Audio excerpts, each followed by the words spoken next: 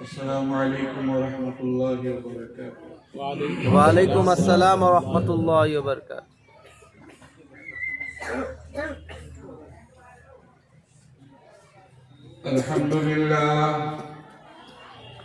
अल्हम्दुलिल्लाह नहमदुहु व नस्तईनुहु व नस्तगफिरुहु व नु'मिनु बिही व नतवक्कलु अलैहि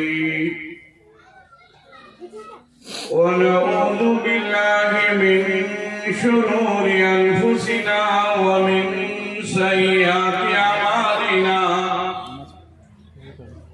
मन यहदिहिल्लाहु फला मुदिल्ल लहु व मन युद्लिलहु फला हादिय लहु व नशहदु अन ला इलाहा इल्लल्लाहु वहदहु ला शरीका लहु व नशहदु अन्ना सय्यिदना व सनदना व नबियना व हबीबना व तबीबना ومولانا محمدا عبده ورسوله أرسله الله تعالى بالحق بشيرا ونذيرا وداعيا إلى الله بإذنه وسراجا منيرا وصلى الله تعالى عليه وعلى آله وصحبه وسلم تسليما كثيرا كثيرا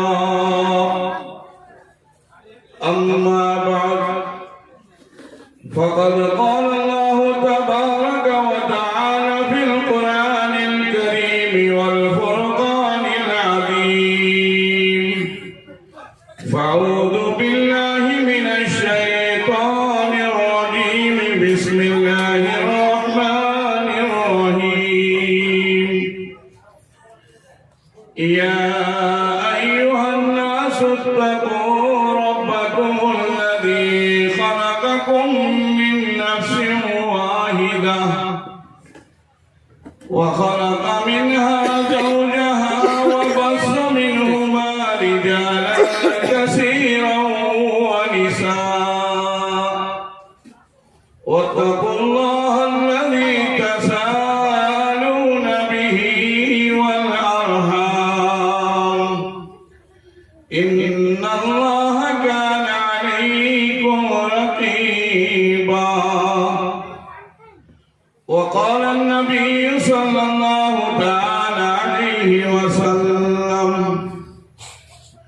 إن آدم النكاح بركة وأيسره مولاه أو كما قال صلى الله تعالى عليه وسلم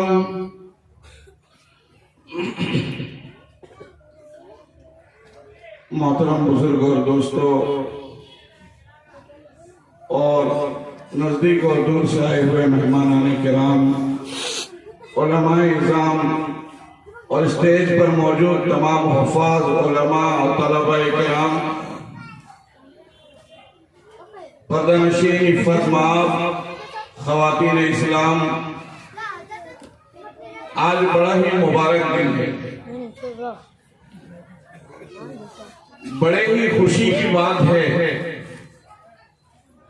कि आज आप और हम एक ऐसे महफिल में, एक ऐसी मजलिस में जमा हैं जहां अल्लाह उसके रसूल सल्लल्लाहु अलैहि वसल्लम का जिक्र खैर हो रहा है। बहुत ही विशाल और अजीम शान महफिल है। इस महफिल की इंतहा तक पहुंचना किसी के बस की बात नहीं है। दिल तो चाहता है कि ऐसी अजीम शान महफिल हो और उसमें साहिब-ए-कार की तरफ से भी, आपकी तरफ से, मेरे तरफ से, बल्कि तमाम हाज़रीन की तरफ से बारगाह रिसालत में दो चार मरतबा नजराने अकीदत का फूल निछावर किया जाए ताकि महफिल में भी एक रौनक पैदा हो और रोज़े मुक़द्दस में आका की रूह ताज़ा हो और आका की रूह खुश हो और वहां से आका की दुआएं हमें नसीब हो। इसलिए आप सभी हजरात से गुजारिश है कि 2-4 मरतबा दरूद और सलाम का नजराना पेश करें। बाइसे कुन फकामोनी से इन सोजा बेशुमार आप पर हो दुरूद ओ सलाम। बाइसे कुन फकामोनी से इन सोजा बेशुमार आप पर हो दुरूद ओ सलाम। अस्सलाम अस्सलाम अस्सलाम अस्सलाम सद हजार आप पर हो दुरूद ओ सलाम। अस्सलाम अस्सलाम अस्सलाम अस्सलाम सद हजार आप पर हो दुरूद ओ सलाम। मुझको ले चल खुदाया मदीने तलक सरनिगो जिस जगह जिन्नो इंसो मलक ओ न होते ज़मीं आसमान बार बार आप पर हो दुरूद ओ सलाम। अस्सलाम अस्सलाम अस्सलाम अस्सलाम सद हजार आप पर हो दुरूद ओ सलाम। मेरे मोहतरम बुजुर्ग और दोस्तों, मुअज़्ज़ज़ नौजवान साथियों, आज ये महफिल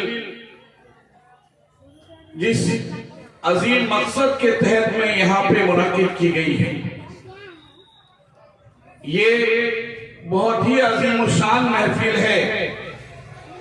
इस महफिल में जितने लोग बैठे हैं, जितने लोग इस महफिल में आए हैं, आकर गए हैं, अल्लाह तबारक व तआला इस महफिल के इख्तिताम पर तकरीबन सबकी मग़फ़िरत फरमा दे। आमीन आमीन। शादियां तो सबके घरों में होती हैं, शादी तो सब होते हैं, शादी खुशियां तो सबके घरों में होती हैं, लेकिन ये खुशियों पर खुशी इसलिए कि इस खुशी में आका खुश है, इस खुशी में मौला खुश है। जिसमें आका खुश है उसमें मौला खुश है, जिसमें मौला खुश है उसमें जन्नत हमारे मुंतज़िर है। मेरे भाइयों बुजुर्गों दोस्तों, आज बहुत सारे लोगों को ये महफिल देखकर ताज्जुब हो रही होगी कि हमें तो पता लगा था कि कमर अली साहब के मकान में शादी होने वाली है, लेकिन यहाँ तो कुछ और हो रहा है, यहाँ तो जलसा चल रहा है। ताज्जुब हो रहे होंगे, लेकिन मेरे भाइयों बुजुर्गों दोस्तों, इसमें ताज्जुब होने की जरूरत नहीं है, बल्कि हमें खुश होने की जरूरत है। और ये कमर अली साहब और उनकी औलादें और उनके भाई बिरादर इरशाद साहब, शौकत अली साहब एक पैगाम, एक मैसेज आपके पास छोड़ रहे हैं कि हर वो जगह जहां पर हम अपने दिल की खुशी के खातिर रुपए माल दौलत लुटाने के लिए तैयार होते हैं, वहां आका को खुश करने के लिए भी कुछ करना चाहिए और कर सकते हैं। आज कमर अली साहब और उनके बच्चों ने ये करके दिखाया, इसमें कोई ताज्जुब की बात नहीं है। हमें हर खुशी के मौके पर, हर गमी के मौके पर अल्लाह की तरफ मुतवज्जे होना चाहिए। लेकिन मामला कुछ उल्टा होता है। हम गमी के मौके पर तो अल्लाह की तरफ जाते हैं, लेकिन जब खुशी का माहौल आता है तो फिर हम अल्लाह को भूल जाते हैं। जब अल्लाह आसानियां पैदा कर देता है तब हम अल्लाह की तरफ से मुंह फेर लेते हैं। जब अल्लाह सख्तियां उतारता है तो फिर हम अल्लाह की तरफ मुतवज्जे होते हैं। अल्लाह का कुरान कहता है वइदा अनअमना अलल इंसानी आरदा वनआ बिजानिबिही, कि जब मैं तुझे ढील दे देता हूं, ऐ मेरा बंदा, जब मैं तुझे ढील दे देता हूं, इंसान बनी आदम, जब मैं तेरे साथ ढील का बर्तावा करने लगता हूं तो तू भी पैर फैला देता है। सब मेरा है, सब मैंने किया है, कौन खुदा मैं नहीं जानता। वइदा मस्सहु शर्रु फदू दुआइन नरीस, और जब मैं खींचने लगता हूं, जब मैं सख्ती करता हूं, जब मैं पकड़ पर आता हूं तो फदू दुआइन नरीस, तो फिर मैं लंबी लंबी दुआ करने लगता हूं, मस्जिद नहीं छोड़ता, मस्जिद नहीं छोड़ता हूं, हर पल मस्जिद की तरफ मुतवज्जे हो जाता हूं। मेरे भाइयों, नहीं, बल्कि हमें गमी से ज्यादा खुशी के मौके पर खुदा को याद करना चाहिए, और खुशी से ज्यादा गमी के मौके पर खुदा को याद करना चाहिए। हमें हर हाल में खुदा हमारे मंजूर नजर होना चाहिए, खुदा हमारी नजरों में होना चाहिए, उसकी ताकत हमारी नजरों में होनी चाहिए कि वो खुदा जो चाहे कर सकता है। वो खुदा गमी के माहौल में खुशी पैदा कर सकता है, वो खुदा खुशी के माहौल में गमी पैदा कर सकता है।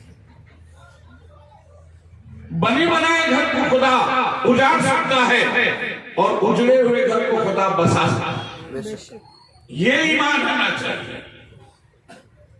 दुनिया के अंदर तारीख मौजूद है, दुनिया ने अपनी आंखों में देखा है कि बड़े बड़े ऊंची हस्तियां जो आज के गवर्नर और ऑफिसर और कल के फकीर बन गए, आज के महलों में रहने वाले कल ज़रात में पड़े हुए हैं, कोई पूछने वाला नहीं। हमारी और आपकी क्या हैसियत है, हमें कौन पूछता है, छोड़ दीजिए। बहादुर शाह जफर का नाम आपने सुना होगा। बहादुर शाह जफर मुगल बादशाहों का आखिरी बादशाह है हिंदुस्तान का।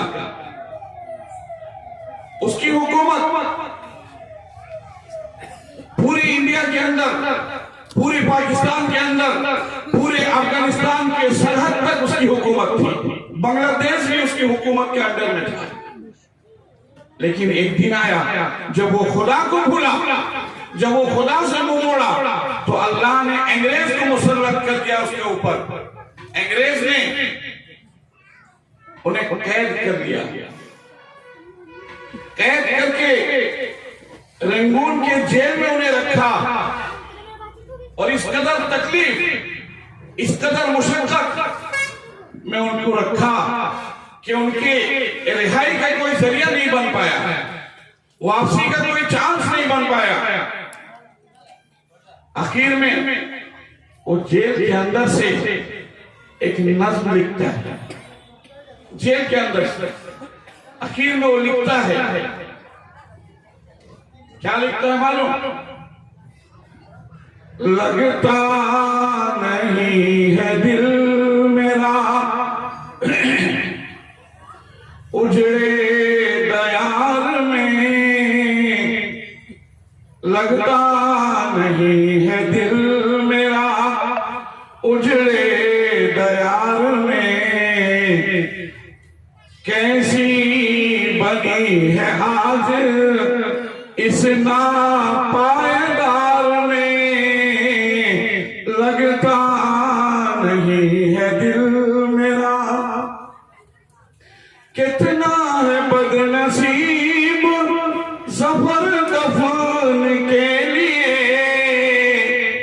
कितना दर्द लगता है, कितना है बदनसीब सफर दफन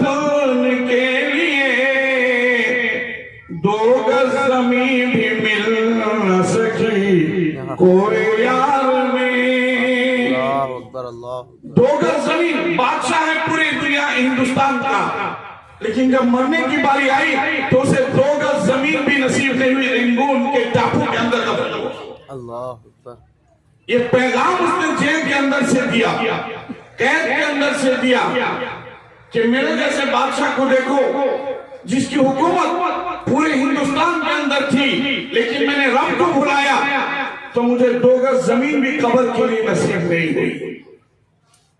मेरे भाइयों बुजुर्गों दोस्तों, तो ये बादशाह हमें पैगाम दे रहा है कि हमें हर हाल में अपने अल्लाह को राजी करना है, अल्लाह की तरफ मतवज्जे रहना है। अगर अल्लाह की तरफ हम मतवज्जे रहेंगे तो हम हर हाल में कामयाब, वरना तो हमारी शादियां हजारों होंगी, शादियां होने के बाद हजारों घर बर्बाद होंगे, हजारों घर आबाद होंगे, कोई फायदा नहीं होगा। मेरे भाइयों, हजरत खदीजा रज़ी अल्लाह ताला अन्हा ये शादी का माहौल, मैं उनका नाम इसलिए ले रहा हूं कि वो आका नामदार सरवरे कायनात सल्लल्लाहु अलैहि वसल्लम की चहेती और पहली और लाडली बीवी है। बहुत अमीर औरत है, बहुत पैसे वाली है, माल और दौलत से उनके पास कोई कमी नहीं है। हुजूर अलैहिस्सलाम को पैगाम दिया शादी का कि आका मैं आपसे शादी करना चाहती हूँ, आका मैं आपसे शादी करना चाहती हूँ, पैगाम दिया। अल्लाहु अकबर कबीरा, पैगाम हजरत खदीजतुल कुबरा रज़ी अल्लाह ताला अन्हा हुजूर को दे रहे हैं। हुजूर उज़्र कर रहे हैं। क्या उज़्र किया? ये नहीं कहा कि आप बहुत उम्र वाली हैं, ये नहीं कहा कि आपकी उम्र बहुत ज्यादा है, बल्कि ये कहा कि आप बहुत अमीर हैं, मैं फकीर हूं। आप अमीर हैं, मैं फकीर हूं, मैं किसी भी सूरत से आपके शायर निशान नहीं हूं, मैं आपसे कैसे शादी कर सकता? हजरत खदीजा रज़ी अल्लाह ताला अन्हा ने जो पैगाम दिया, वो पैगाम आज की मां बहनें सुने। क्या कहा कि ओ मोहम्मद रसूलुल्लाह सल्लल्लाहु अलैहि वसल्लम, मैं तुम्हें पैगाम तुम्हारी जाहो जलाल को देखकर, तुम्हारे मालो मनाल को देखकर नहीं दे रही, मैं तुम्हें पैगाम दे रही हूं कि तुम नहीं बल्कि तुम्हारी सूरत में मुझे खुदा नजर आ रहा है। सुभान अल्लाह, सुभान अल्लाह। मैं तुम्हें पैगाम इसलिए दे रही हूं और हुजूर उज़्र कर रहे हैं कि नहीं मैं तुम्हारे लायक नहीं, मैं तुम्हारे लायक नहीं। हजरत खदीजा कहते हैं आप ही मेरे लायक हैं। तब हुजूर ने फिर कहा कि खदीजा मैं गरीब आदमी हूं और तुम मालदार हो, मुमकिन है जब तुम मेरे पास आओगे तुम्हारे माल को मैं खर्च कर दूंगा। अगर आज की औरत से उसका शौहर यही बात बोले ना, बोले कि तुम्हारा माल खत्म कर दूंगा, वो मुंह मोड़ लेंगे। लेकिन हजरत खदीजा कहती है या रसूल अल्लाह, मेरा माल भी आप पर कुर्बान, मैं भी आप पर कुर्बान, मेरी जिंदगी भी आप पर कुर्बान। पेश कर दिया माल। अब सुनो, हजरत खदीजा की उम्र कितनी है? 45 साल हजरत खदीजा रज़ी अल्लाह ताला अन्हा की उम्र है और हुजूर की उम्र कुल 25 साल। 25 साल हुजूर की उम्र है, 45 साल खदीजतुल कुबरा की उम्र है। हुजूर ने निकाह करके ये साबित कर दिया कि अगर दुनिया के अंदर ऐसा मौका आए कि औरत बहुत बड़े उम्र की हो और मर्द बहुत छोटे उम्र का हो तो दोनों के दरमियान शादी हो सकती है। शादी में कोई बिगाड़ नहीं हो सकता है, निबाह मुमकिन है।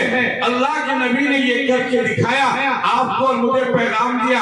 आज हम सबसे पहले देखते हैं कि लड़की जो है लड़के से बड़ी है या छोटी।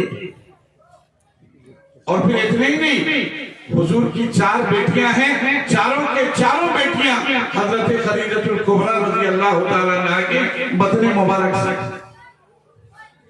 इसका मतलब हुजूर ने साबित किया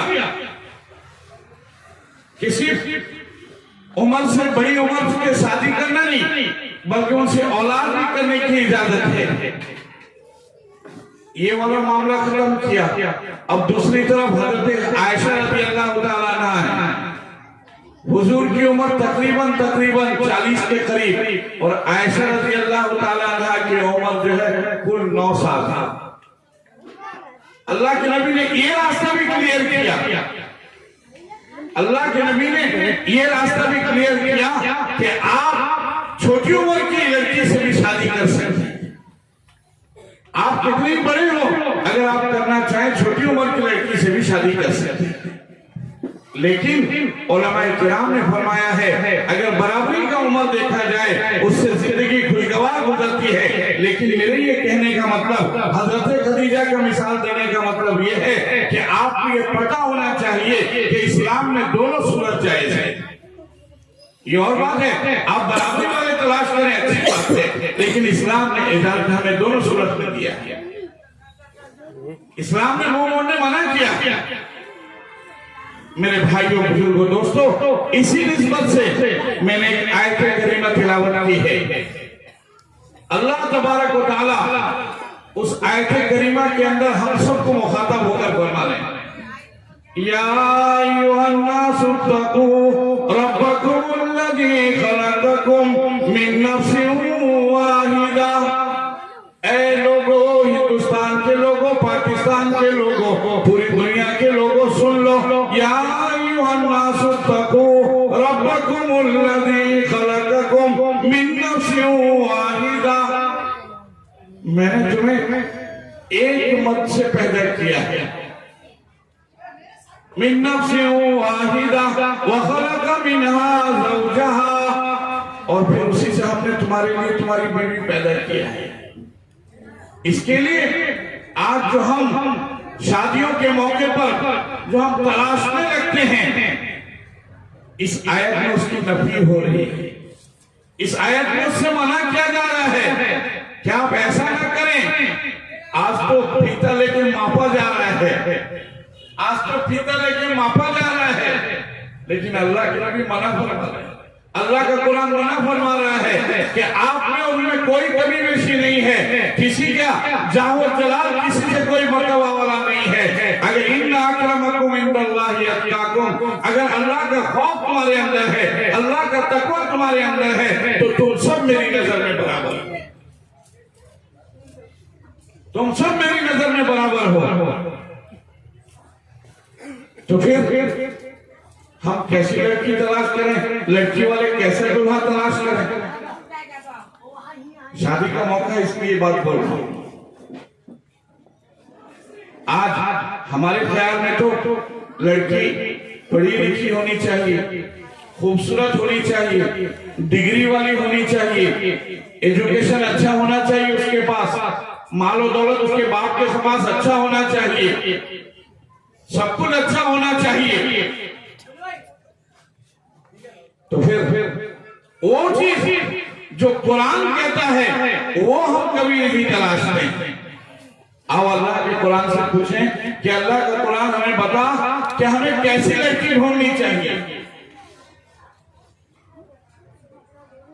अल्लाह का कुरान कहता है, वला तुनकिहुल मुशरिकाति हत्ता युमिन्ना वला अब्दुम मुमिनतुन खैरुम मिन मुशरिकतिन वला आजबकुम। क्या मेरा बंदा जब तू लड़की तलाश करने जाए, जब तू लड़की ढूंढने जाए, तो सबसे पहले ये देख कि वो ईमानदार है या नहीं। आप तलाश करने जाते हैं लड़की, कभी नहीं पूछते हैं कि ये बच्ची जो है नमाज पढ़ने वाली है या नहीं, इसके ईमान का क्या पावर है।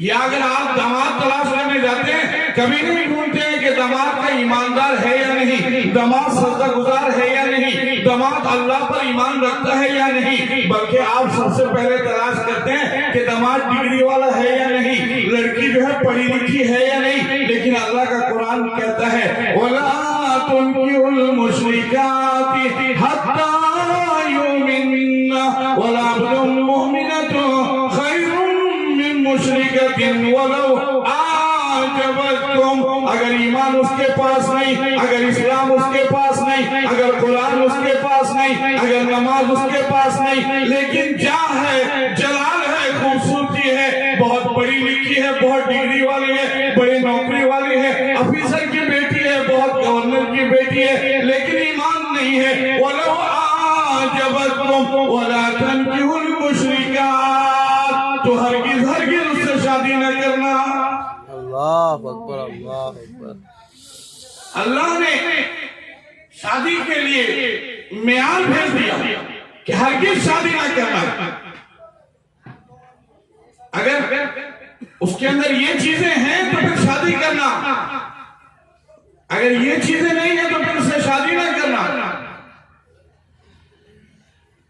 लेकिन आज क्या माहौल है हमारा, जरा मुआशरा तो देखो, जरा मामला तो देखो। आज हम एक शादी के मौके पर यहाँ पर आए हैं, ये मुबारकबादी के लायक हैं जो शादी के मौके पर ऐसा प्रोग्राम रचाए हैं जिसको देखकर दुनिया ताज्जुब कर रही है। इन्हें क्या हो गया, ये पागल हो गए, इन्होंने पैसा क्यों खर्च किया है, बेकार कर दिया है पैसे। मेरे भाई, पैसा इन्होंने बेकार नहीं किया, खुदा की कसम जन्नत खरीद लिया है, जन्नत खरीद लिया है। आज अपने गिरेबान में मुंह डालकर देखें, क्या हमारे टटोलने का मियार यही नहीं है, हमारे तलाशने का मियार यही नहीं है। हम लड़की इसी टाइप का नहीं तलाशते हैं, हम दामाद इसी टाइप का नहीं तलाशते हैं। जरा हुजूर के घर की तरफ तो तवज्जो दो। हुजूर के घर में भी लड़कियां हैं, हुजूर ने भी दामाद तलाश किया है, हुजूर ने भी मशवरा किया है। हजरत फातिमा ज़हरा रज़ी अल्लाह ताला अन्हा की उम्र जब शादी के लायक हो गई, हजरत फातिमा रज़ी अल्लाह ताला अन्हा जब शादी लायक बन गई, अल्लाह के नबी ने अबू बकर को बुलाया, उमर को बुलाया और कहा, अबू बकर उमर में तुम्हें बता दो, मेरी बेटी, मेरी लफ्ते जिगर नूरे नजर फातिमा ज़हरा शादी लायक हो गई है, लिहाजा मैं उनकी शादी करना चाहता हूँ। मैं तुमसे मशवरा करता हूँ कि तुम मुझे बताओ कि फातिमा के लायक कौन है, फातिमा के लायक कौन, तो बताओ जरा मुझे। आज हम असरों में हमको कोई पूछे ना, जावेद है, ये है, ये है, ये है, ये सब एक ही बैच में हैं। अगर इनसे पूछा जाए कि जरा आप बताओ कि इनके लायक, मेरी बेटी के लायक कौन है, मेरी नजर में तो ये साहब लायक है, लेकिन वो कहना ना ये साहब वो है, वो नहीं, वो नहीं है। कोई किसी के बारे में मशवरा नहीं देगा, लेकिन वो साहबे किराम की मुकद्दस जमात, वो बरगुज़ीदा हस्तियां, उन्होंने मशवरा दिया कि अल्लाह के नबी, हम कहते हैं कि हजरत अली से अच्छा शौहर कोई नहीं होगा आपकी बेटी के लिए। अल्लाह, इतनी नहीं, इधर हुजूर को मशवरा दिया, उधर जाकर अली से कहा कि अली तुम्हें मुबारक हो, हुजूर हमसे मशवरा मांग रहे थे, हमने तुम्हारा नाम पेश कर दिया है। अली हमारी राय है कि तुम जाकर हुजूर से अपनी बात भी कह दो। अल्लाहू अकबर कबीरा। हजरत अली घबरा रहे हैं, उनका बदन कांप रहा है, फरमा रहे हैं कि अबू बकर है उम्र में, समझ नहीं पाता कि किस जबान से जाकर हुजूर से उनके लफ्ती जिगर का हाथ मांगो। मुझे डर लगता है कहीं ऐसा न हो कि आका मना फरमा दे। अल्लाहू अकबर, धकेलते हुए, धक्का देते हुए हजरत अबू बकर, हजरत उमर ने हुजूर के दरबार